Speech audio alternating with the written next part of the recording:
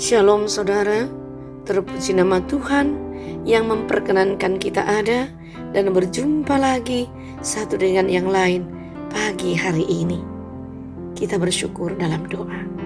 Terpuji namamu Tuhan, luar biasa kasih-Mu bagi kami.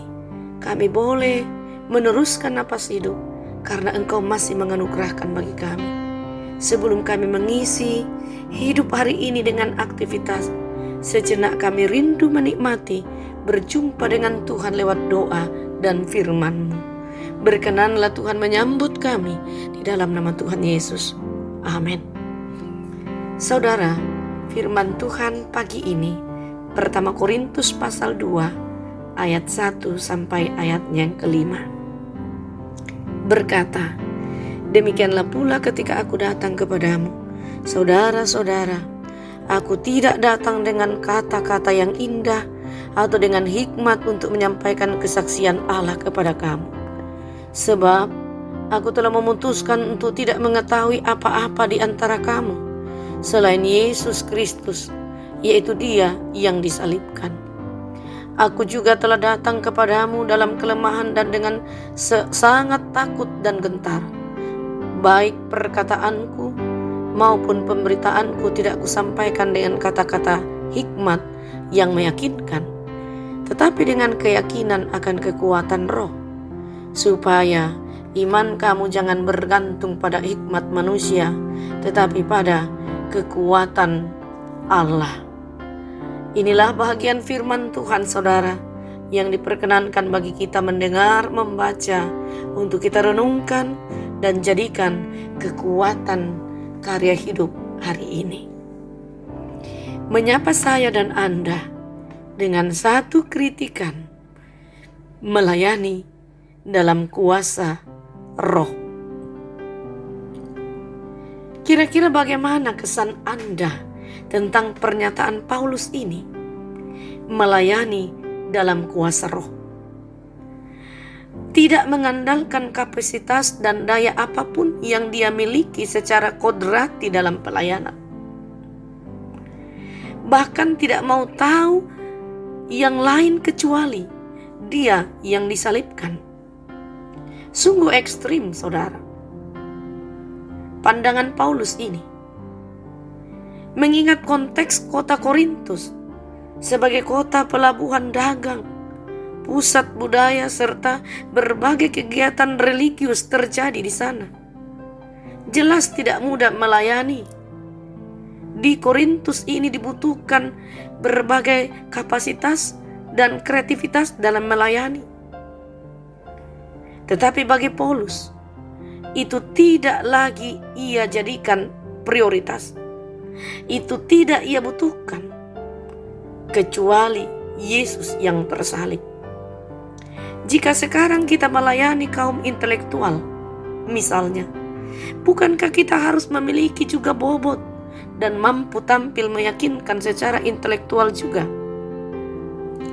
Jika pewartaan atau pelayanan kita tidak mengandung argumentasi intelektual, nah siapa yang mau mendengarkan kita?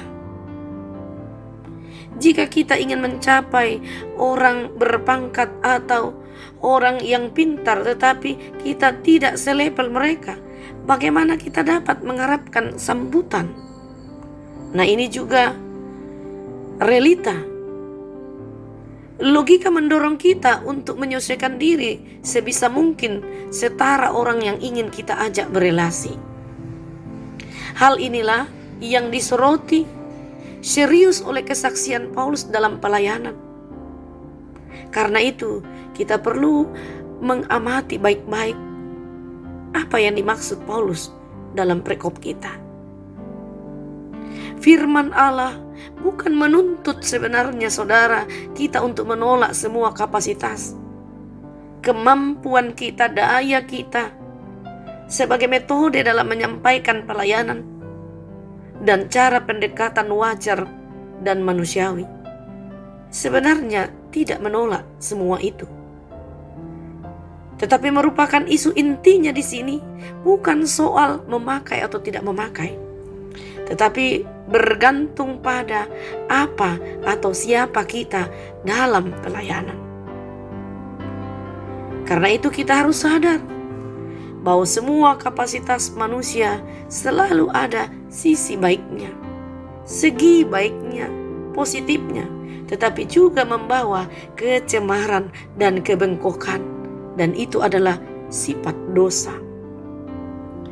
Maka kita tidak harus memusuhi, juga tidak boleh mengandalkannya. Kita harus mengandalkan kuasa roh dan kuasa yang terdapat dalam Injil Kristus.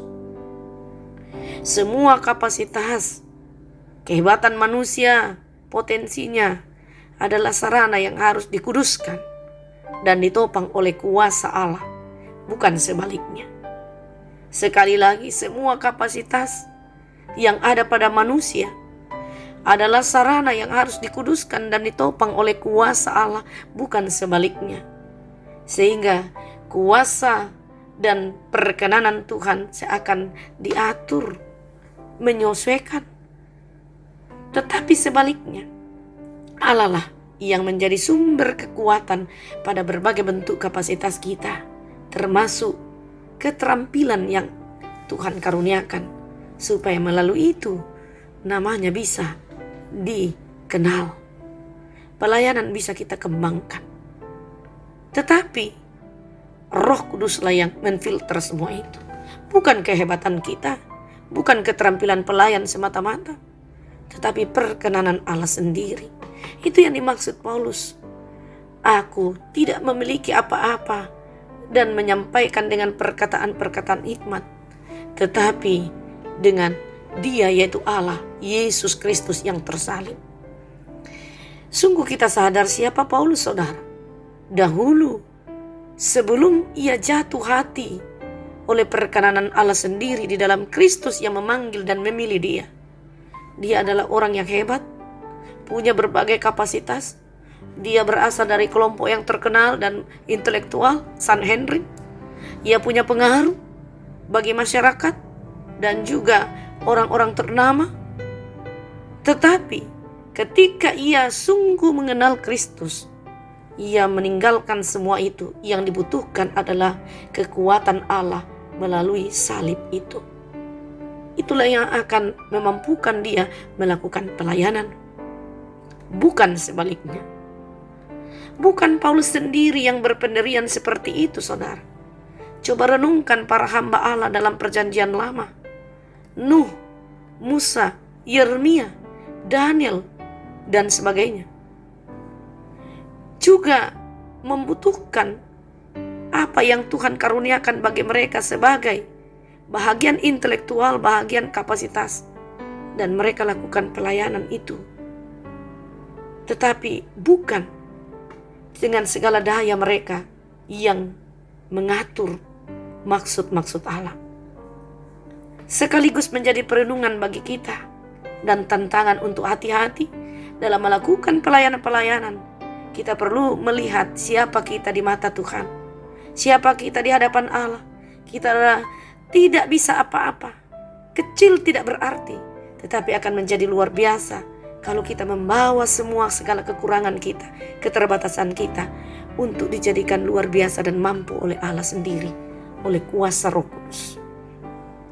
Juga mengapa ketika mengutus para murid, Yesus melarang mereka membawa bekal lebih. Bukan saja agar ketergantungan kita tidak ke arah yang salah, juga agar potensi manusia yang tercemar dosa tidak mengacaukan isi pelayanan roh kepada sesama kita. Dan tentunya agar bukan diri kita yang dimuliakan, tetapi Dia saja yang layak dipuji. Jadi saudara, doa, karunia roh, kuasa Injil, itulah yang harus jadi hakikat pelayanan kita. Sehingga sesederhana pun bentuk pelayanan yang kita lakukan, menurut pandangan orang lain, akan menjadi luar biasa ketika Dia berkenan. Karena kekuatan kita bukan pada kapasitas yang ada pada diri kita, bukan pada keterampilan dan pengetahuan intelektual kita, tetapi sungguh ada pada kekuatan Allah yang mau datang, menderita, dan mati tersalib karena kita, supaya kita menjadi tetap berharga di matanya dan di mata dunia. Terpujilah Tuhan. Amin. Terima kasih Tuhan, kami telah berhenti merenungkan firman-Mu. Biarlah firman-Mu ini terus berbicara bagi kami, hidup dan menjadi kekuatan kami.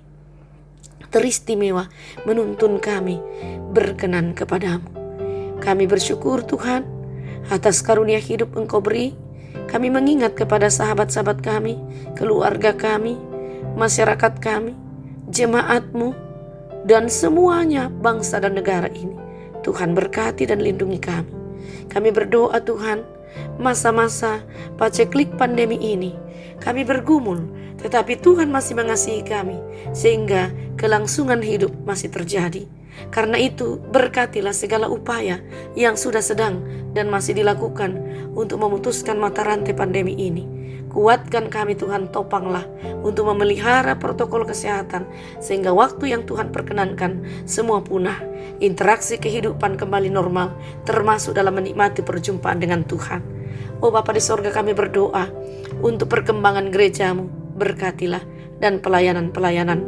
Kami berdoa untuk hamba-hamba Tuhan, Engkau jaminkan kami bersama dengan keluarga kami, sehingga kami senantiasa tenang dan sejahtera dalam melayani Tuhan, karena Tuhan yang menjamin kehidupan kami termasuk keluarga kami.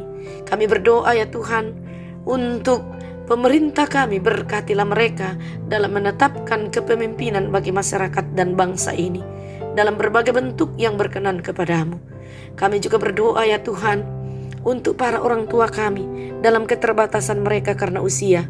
Tolonglah Tuhan, berilah hati yang sejahtera, yang bahagia bagi ketuaan mereka. Teristimewa mereka yang sudah tidak mampu apa-apa. Mereka tetap terhibur dan bersuka cita melanjutkan hidup karunia-Mu dengan cinta kasih Allah. Melalui perhatian dan support dari keluarga, orang tua kami bahagia. Kami pun berdoa bagi mereka yang sakit, baik di rumah sakit maupun di rumah-rumah mereka, di tempat isolasi. Tuhan menyentuh tubuh dan jasmani mereka. Mereka boleh sembuh dengan harapan yang tidak pernah pupus, kesabaran dalam mengupayakan kesehatan baru di dalam mengandalkan Tuhan. Kami berdoa bagi mereka yang berduka cita. Hiburkanlah Tuhan, tabahkan dan mampukan mereka melewati duka citanya dengan tetap berpengharapan kepada Allah. Ya Bapa, bagi mereka yang berbahagia karena hari ulang tahunnya, ke dalam tangan-Mu kami serahkan sukacita itu. Sempurnakanlah Tuhan, nama-Mu tidak dilupakan. Ampuni dosa kami, dengarkan syukur dan harapan kami. Di dalam nama Tuhan Yesus kami datang menghampiri Engkau dan bersyukur. Amin.